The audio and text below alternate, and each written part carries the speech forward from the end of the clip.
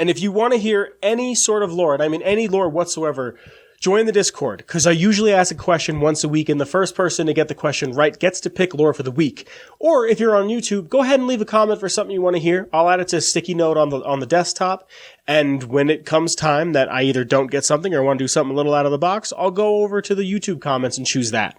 This week's lore is coming to us by way of Mr. Tom Flood, and what Tom Flood has chosen is the Wild Wasteland perk from Fallout New Vegas. Now, my first thought was, how does a perk really have lore? But it adds lore to the world. So I'm going to kind of go over what the perk is and what it adds to the world. What it is the Wild Wasteland kind of adds a little paprika, a little cumin, a little pizzazz into your game, a little kick, a little extra flavor. Stuff that's not normally there, stuff that's wacky, stuff that for me is kind of mandatory in the traits that you have to take. It hits you with a little ellipses, a little ... some music. And the Vault Boy with spirally eyes, there's a dog with some shades, and a skull with a fedora, and an alien. And it just kind of, I actually use it as, sometimes I use it as a censor, so whenever I curse, I'll put that over my mouth. So if I say something like, or I'll use it to censor myself. Now, there's 15 major events that can happen because of the Wild Wasteland perk in the base game. They're not named, but in the official Prima guide, they're referred to by name as the Wild Wasteland oddities. So I'm going to read them as they are named. The first one being that fridge was a death trap. Now, slightly southeast of Good Springs, right along the road out of the town, you find yourself a refrigerator with a skeleton and a suave gambler's hat in there.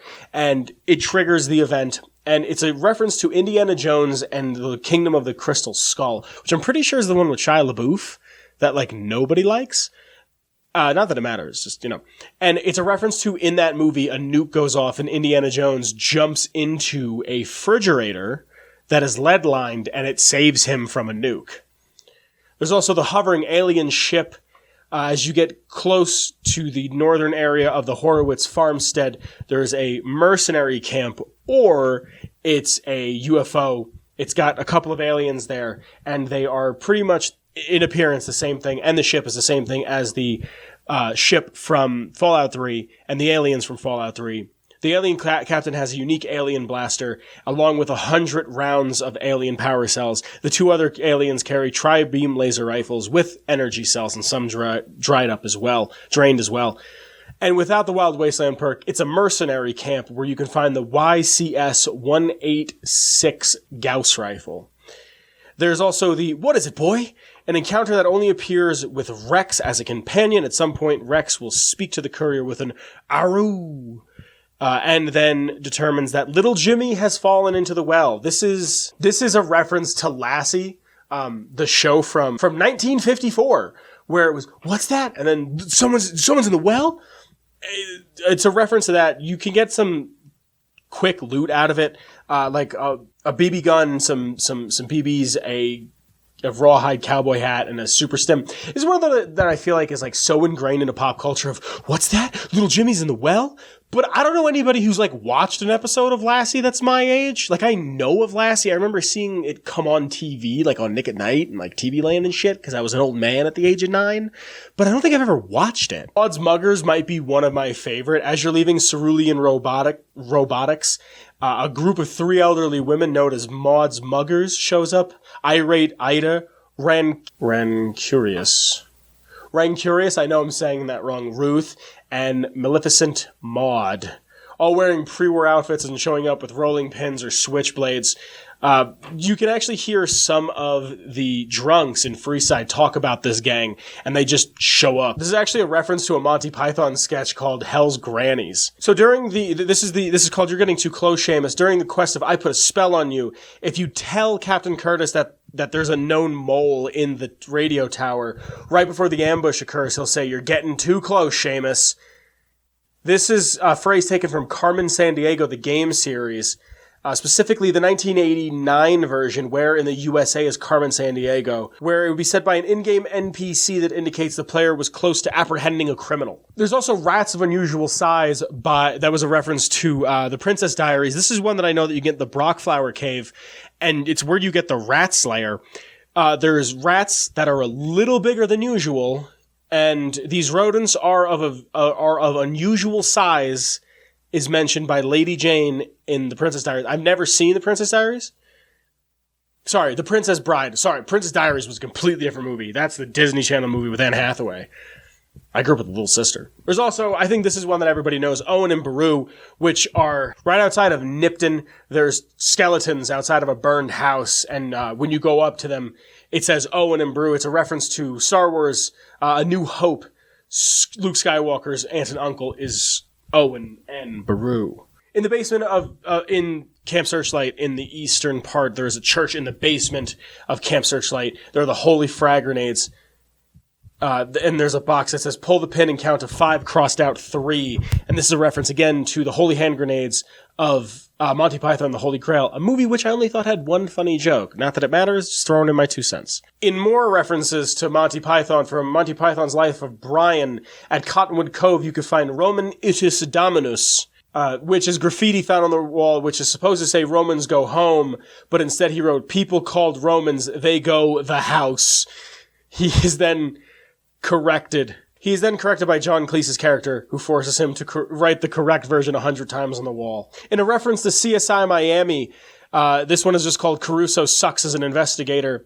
In a reference to CSI Miami, the TV show, Horatio Caine played a detective named David Caruso. When looking for the reporter in one of the rooms during the Beyond the Beef quest inside of the Ultralux, you'll find a dead corpse, which I think is redundant, but you'll find a corpse of a man named Caruso, who has a bit of red hair and sunglasses and a business suit. If you don't have the Wild Wasteland perk, his name is Jay Barnes. The One. Slightly northwest of the Devil's Throat is a large unexploded bomb known as the One. This one isn't really like a direct reference to anything. It's just the One is a nuke that's unexploded. There is a super mutant encampment in very close vicinity of the bomb. Usually there are 4 or 5 super mutants. All right, this one I'm reading in full off of fallout.fandom.com, the Nukipedia, if you will, because I've come across this one so many times and I still don't understand what it is. During the Barton the Fink quest, Barton Thorne instructs the player to investigate an overlook south of Goodsprings. There is a dead prospector up there named Johnny, wearing glasses, with a glass picture next to him and 5 aces on the table. On the cliff are 4 balls in a line. Without the Wild Wasteland perk, a generic dead prospector will be there instead of this Johnny fella. And again, this is Johnny 5 aces. This is a reference to the failed game project Zborn Clock, more specifically to one of its characters, Johnny 5 Aces, as well as a metaphorical explanation of time travel, including 4 balls placed on the edge of a cliff, initially announced on Something Awful forums. This project featured questionable artwork of somewhat convoluted plot material, and eventually became a forum inside joke. The line formed by the 4 balls besides Johnny is actually a sign pointing to the exact direction of the Death Trap fridge, the one that Indy's in. From there, sometimes Johnny may not be present, in which case he likely fell off the cliff and may be found below it.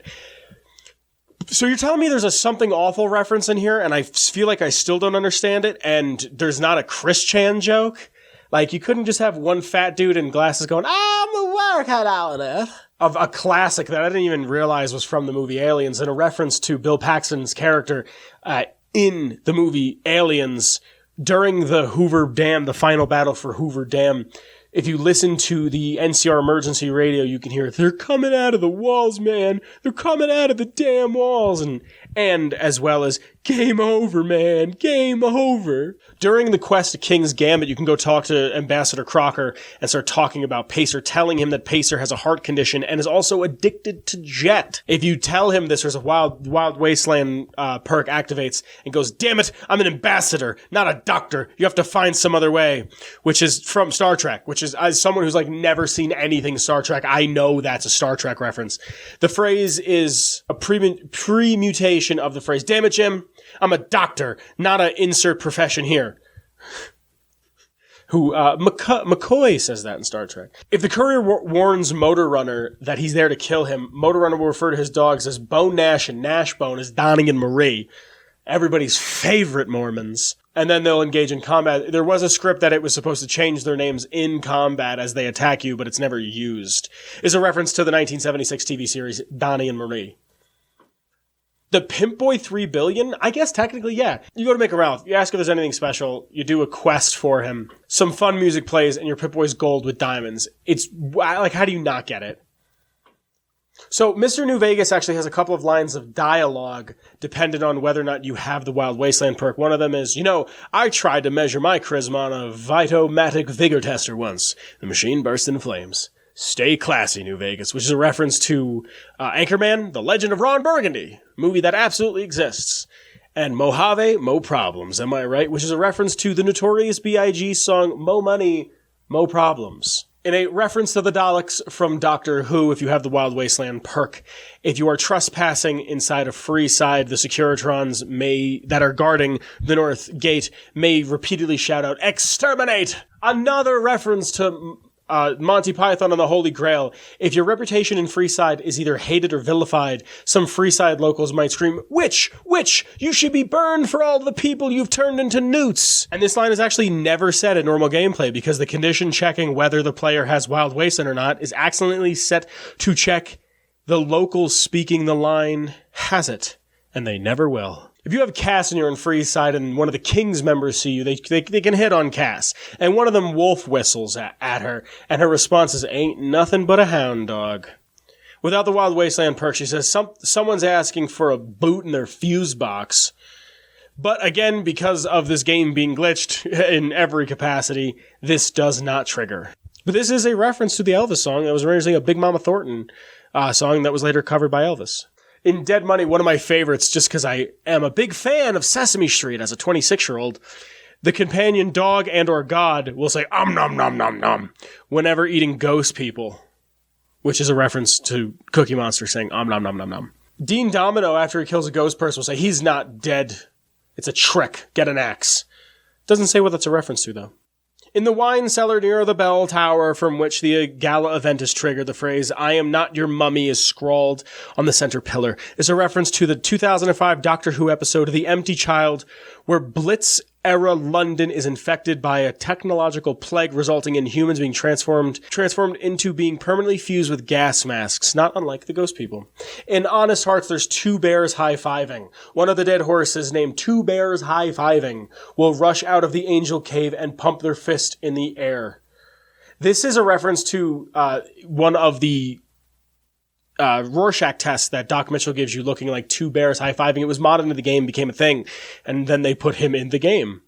Take drugs, kill a bear. When you speak to Whitebird during the rite of passage, she will shout, take drugs, kill a bear, and then gives you the quest objective. I'm going to pronounce a lot of these things wrong in here. This is the Walking Eye. In the Mega Hydraulics Complex, 4 robots are named the Walking Eyes and can be seen throughout the building.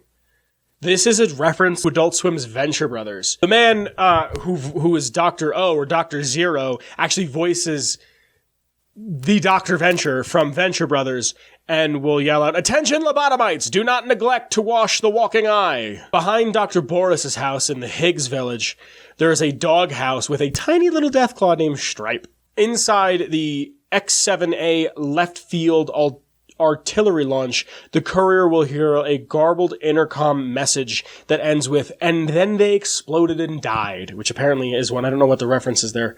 In the X8 Research Center, if you go through all of the high school testing facilities, you'll find 5 police dogs sitting around a table playing poker. In the X8 Research Facility inside the high school testing, there's Wolverines spelled out, which I'm pretty sure is a reference to Red Dawn, but I'm not sure. Hi ho, it's off to work we go, reference to the classic 30s Disney film animated picture of Snow White. At the construction site, there are 7 intact garden gnomes positioned around a large red crystal with pickaxes and lanterns. Hey, who turned out the lights? At multiple locations, including the X12 Research Center and the Z43 inactive toxin plants, it is possible to hear a trauma override harness say, hey, who turned out the lights? This is a reference to the Doctor Who villain called Nasha Verdad. Northeast of the big mountain west tunnel is a New Jersey license plate that says Rocket 88. Why is New Jersey in the game? Plan 9. When speaking to Dr. Mobius, he will mention implementing a Plan 9 without the trait. He says Plan C. Plan 9 is Plan 9 from outer space. Kilroy was here. There's actually, when I was in DC, there's like a hidden Kilroy in one of the monuments. It's just there. As one exits the think tank or the sink, turn left and follow the dome wall, and you will see Kilroy is here, the famous graffiti that goes all the way back to World War II. Lonesome Road's probably best one of Seymour, a reference to the Futurama episode that I think still makes people cry, or they pretend like it makes them cry. In the Cave of Abandon, on the right-hand side will be the petrified dog, a reference to Seymour from Futurama. North Rar. When crafting the Fist of the Rar, it will be renamed to Fist of the North Rar, which is Fist of the North Star. A movie that I've still never seen. The password to the terminal, the 3rd Street Municipal Building, is Guest. Try Guest. During the credits, there is significantly changed with the Wild Wasteland. Most names will carry rather silly nicknames, almost kind of like the Treehouse of Horror episodes from The Simpsons. Most names will carry a rather silly nickname, and other nonsense messages from the developers are injected semi-randomly. This is a holdover from the development comment credits from the first 2 Fallout games. Also, most instances of the name Dead Money are replaced with Dead Monkey. The wacky credits can be read without the perk in the game's files. You can take the Wild Wasteland perk at the sink, which is an augment that you can go back and do everything except for switching out the alien blaster for the Gauss rifle. If you get it removed, though, because you can also have the perk removed, you have the trait removed, it leaves everything, like Johnny 5 Aces or whatever his name is still going to be there. That's about everything I have on Wild Wasteland. I think that's the first time I've ever been able to do lore on perks. That's really all I gotta say. It was fun. I hope behind me is something. I hope you guys like it. I love you. That's lore. Hey, hi, it's Vince. I hope you enjoyed that video you just watched. If you'd like to support in any sort of way, in the description below there's links to my Twitter, the show's Twitter, and the Patreon. You could support at any level, and you could be on screen like some of the names are currently. I hope to see you soon. Thank you for watching, and if you get a chance, check out another one of my videos. I'd really appreciate it. Share it with a friend. Cool. I'll see you guys later. Be safe. I love you. Bye.